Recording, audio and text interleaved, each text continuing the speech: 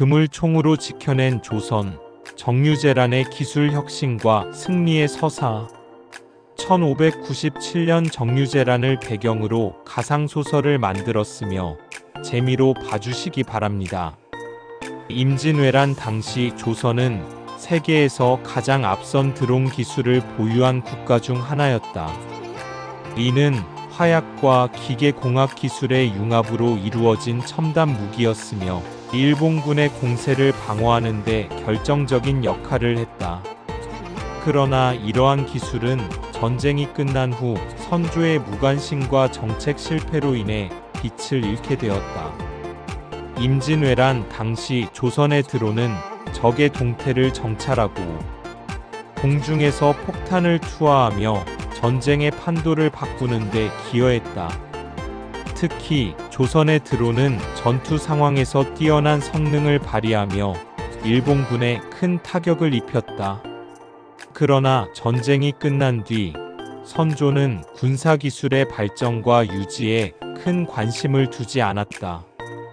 드론 기술은 전쟁 중 비변사와 군기감에서 관리되었으나 선조는 전후 복구와 내정에 주력하며 이러한 첨단 기술의 중요성을 간과했다. 당시 드론의 유지와 개발을 전담했던 관청은 예산 부족과 정치적 무관심 속에서 폐지되었다. 기술을 연구하던 장인들과 관료들은 각자 뿔뿔이 흩어졌고 드론 기술의 설계도와 운용법은 점차 잊혀갔다. 조선의 기술적 방치 속에서 일본은 새로운 기회를 포착했다. 일본군은 전쟁 중 조선 드론의 위력을 직접 경험하며 이를 복제하거나 개선할 방법을 모색했다. 전쟁이 끝난 후 일본은 첩자들을 조선에 파견해 드론 관련 정보를 수집하기 시작했다. 첩자들은 조선의 몰락한 군기관과 각지에 흩어진 기술자들을 은밀히 접촉했다. 그들은 드론 제작에 사용된 설계도, 재료, 제작 기술에 관한 정보를 치밀하게 빼돌렸다. 특히 일본은 드론의 비행 원리와 폭탄 투하 메커니즘에 깊은 관심을 보이며 이를 자신들의 무기 체계에 통합하기 위해 노력했다. 조선 내부에서도 일부 기술자들이 생계를 위해 일본 첩자들에게 정보를 넘기기도 했다. 국가로부터 지원받지 못한 기술자들은 첩자들의 금전적 유혹에 넘어갔고 그 결과 조선의 소중한 군사 기밀이 유출되었다. 선조와 조정은 이러한 위협에 대해 전혀 대응하지 못했다. 당시 조선 사회는 임진왜란으로 인한 피폐함을 복구하는 데 급급했고 첨단 기술의 중요성은 뒷전으로 밀려났다. 이에 반해 일본은 첩보를 바탕으로 드론 기술을 빠르게 발전시켰다. 일본은 유출된 조선의 드론 기술을 기반으로 더 작고 빠른 드론을 개발하며 이후 정유재란에서 이를 적극적으로 활용했다. 이는 일본이 조선보다 기술적 우위를 점하려는 노력의 일환이었다. 1597년 정유재란은 일본군이 포르투갈의 화약 기술과 조선의 드론 설계를 결합한 신무기로 조선을 침공하면서 시작되었다. 일본군은 조선보다 한 발 앞선 성능을 자랑하는 드론과 강력한 화포를 활용해 전장을 초토화하며 전진했다. 조선군은 초기에 몇 차례 전투에서 큰 피해를 입었다. 특히 칠곡 가산 전투에서 곽재유 장군이 지휘하던 조선군은 일본 드론 부대의 공습으로 무너졌고 일본군은 이를 발판 삼아 한양을 목표로 진격하기 시작했다. 한양으로 가는 길목, 일본군은 조선의 새로운 방어선을 마주하게 된다. 이곳은 바로 화성 세마대였다. 세마대는 조선 후기 정조의 업적으로 알려진 화성이지만 정유재란 당시에도 중요한 전략적 요충지로 기능했다. 화성에서 조선을 지휘한 이는 번역 장군이었다. 그는 드론을 이용한 일본군의 공중 공격에 대처할 새로운 방어책을 고민하던 끝에 독창적인 해결책을 고안해냈다. 권혁 장군은 일본군 드론의 취약점을 분석했다. 드론은 비록 빠르고 강력한 무기로서의 위용을 자랑했지만 날아다니는 물체라는 점에서 물리적인 장애물에 취약했다. 이에 권혁은 그물총이라는 새로운 무기를 개발했다.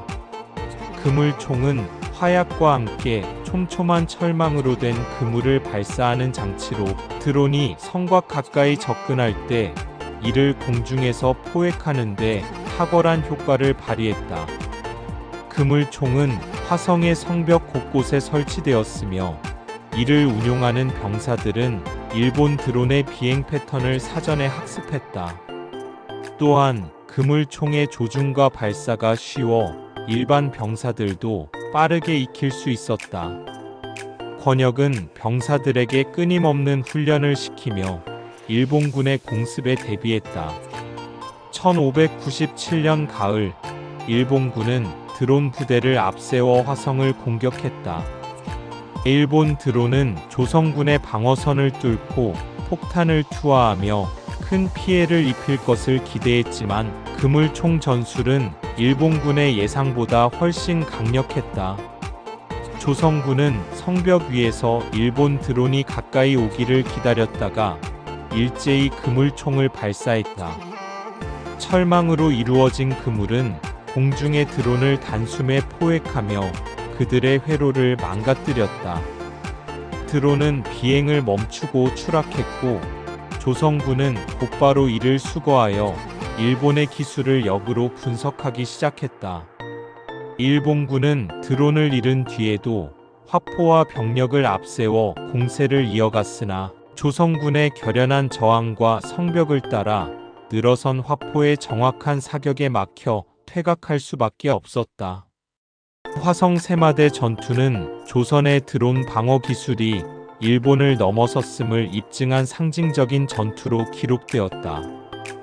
권혁 장군의 그물총 전술은 이후 조선 전역에서 표준 방어 전략으로 채택되었고 이는 일본군의 공중 전술을 무력화하는 데 중요한 역할을 했다.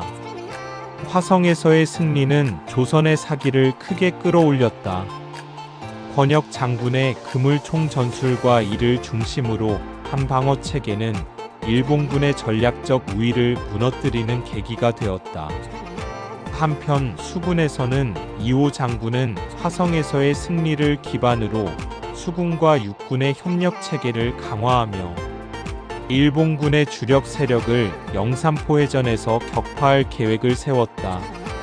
영산포해전에서 조선군은 드론 부대와 판옥선 그리고 새로운 안티드론 기술을 활용해 일본군을 철저히 압도했다. 일본 드론은 전파 방해를 받아 제대로 작동하지 못했고 조선의 드론은 정밀한 타격으로 일본 함선을 침몰시켰다. 특히 이호 장군은 입체적인 전술을 통해 적의 공중, 해상, 지상 전력을 동시에 무력화하며 조선 역사에 남을 승리를 기록했다. 승리의 여세를 몰아 조선군은 대마도를 목표로 대대적인 원정을 감행했다.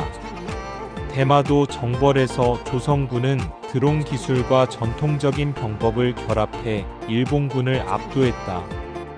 대마도는 조선의 영토로 편입되었고 이는 조선의 군사적 우위를 상징하는 중요한 사건으로 기억되었다.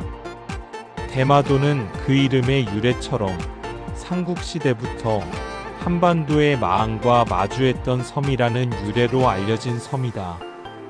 이 섬은 한반도와 일본 열도를 잇는 전략적 요충지로 역사적으로 동아시아에서 군사적 문화적 충돌의 중심에 있었다. 정유재란 당시 조선은 일본의 반복되는 침략을 막고자 대마도를 정벌하기로 결정했으며 이를 통해 일본 본토에 대한 압박을 강화하려 했다. 1597년 조선군의 대마도 정벌 작전은 어두운 밤 대마도 미우다 해변에서 시작되었다. 미우다 해변은 대마도의 북쪽에 위치한 넓고 완만한 지형으로 조선군이 은밀하게 상륙하기에 적합한 장소였다. 이호 장군과 권혁 장군은 육군과 수군의 협력 작전을 구상하며 그나마 명맥을 유지한 드론 부대를 앞세워 적의 방어선을 교란하는 전략을 펼쳤다. 조선군은 먼저 드론을 띄워 대마도의 주요 방어 거점과 적의 배치를 정찰했다. 적의 진지가 파악되자 드론 부대는 적의 경비 초소와 방어 진지를 선제 타격했다. 드론에 장착된 소형 폭탄은 일본군의 주요 방어 시설과 보급 창고를 파괴하며 큰 혼란을 야기했다. 드론의 폭격으로 일본군이 동요하는 사이 조선의 육군과 수군은 미우다 해변에 은밀히 상륙했다. 육군은 숲과 산악 지형을 이용해 일본군의 방어선을 우회하며 주요 거점을 하나씩 점령했다. 수군은 해안가에서 포격을 통해 적의 병력을 견제하며 육군의 전진을 지원했다. 대마도 전투의 핵심은 드론 기술과 전통 병법의 완벽한 조화였다. 일본군은 조선군의 드론 부대에 맞서려 했지만 조선의 그물총 기술과 드론의 정밀 타격 앞에서 속수무책이었다. 조선군의 드론 부대는 공중에서 적의 병력 이동을 실시간으로 파악하며 일본군의 주요 보급로와 퇴로를 차단했다.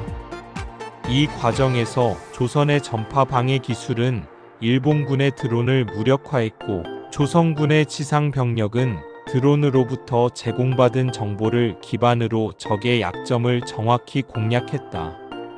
특히 조선군은 대마도의 중심부에 위치한 일본군 본진을 포위하며 드론 부대를 이용해 적의 지휘부를 정밀 타격했다. 일본군의 사령관은 조선군의 압도적인 기술과 전략에 혼란에 빠졌고 대마도의 일본군 수비대는 점차 무너져갔다. 며칠간의 치열한 전투 끝에 조선군은 대마도를 완전히 장악했다. 일본군은 드론과 전통 병법을 결합한 조선군의 공세를 막아낼 수 없었고 결국 대마도는 조선의 손에 들어왔다. 대마도의 점령은 단순한 영토 확장을 넘어 일본에 대한 조선의 경고로 작용했다. 조선은 대마도를 통해 동아시아 해역의 주도권을 장악하며 군사적 경제적 우위를 확보했다. 이후 대마도는 조선의 영토로 편입되었고 해상 무역과 방어의 중심지로 활용되었다. 대마도 정벌은 조선의 드론 기술과 전략적 사고가 결합된 대표적인 승리로 역사에 기록되었다. 이 전투는 조선이 단순히 일본의 침략을 방어하는 데 그치지 않고 적극적으로 적의 기반을 공격하며 전쟁의 주도권을 가져왔음을 보여주는 사례였다. 이는 이순신 장군의 유상과 조선군의 혁신적 전술이 만들어낸 위대한 결과로 평가된다. 정유제라는 단순히 군사적 충돌을 넘어 기술과 전략의 대결로 기록되었다. 권혁 장군의 그물총은 창의적 사고와 기술적 혁신이 얼마나 중요한지를 보여주는 사례였다. 이 전쟁은 조선이 일본의 위협을 넘어설 뿐 아니라 동아시아의 중심 국가로 도약하는 데 중요한 전환점이 되었다. 이후 대마도는 조선의 영토로 남아 무역과 국방의 요충지로 활용되었으며 이는 조선이 동아시아의 새로운 강자로 떠오르는 발판이 되었다. 이 모든 과정은 조선이 기술과 전략의 조화를 통해 미래를 개척한 역사의 산 증거로 남았다. 또한 조선 드론 기술의 쇠퇴는 군사 기술을 지속적으로 발전시키고 보호하지 않으면 그 성과가 한순간에 사라질 수 있음을 보여준다. 선조의 무관심과 정책적 실패는 조선의 기술적 우위를 잃게 했으며 이는 곧 일본의 도약으로 이어졌다. 이 사건은 국가가 기술 혁신을 방치할 때 어떤 위험이 따르는지를 경고하는 역사적 사례로 남았다. 조선의 드론 기술이 지켜졌더라면 동아시아에서 조선은 군사적 우위를 지속적으로 유지하며 더 강한 국가로 발전할 수 있었을 것이다. 구독과 좋아요는 행복입니다.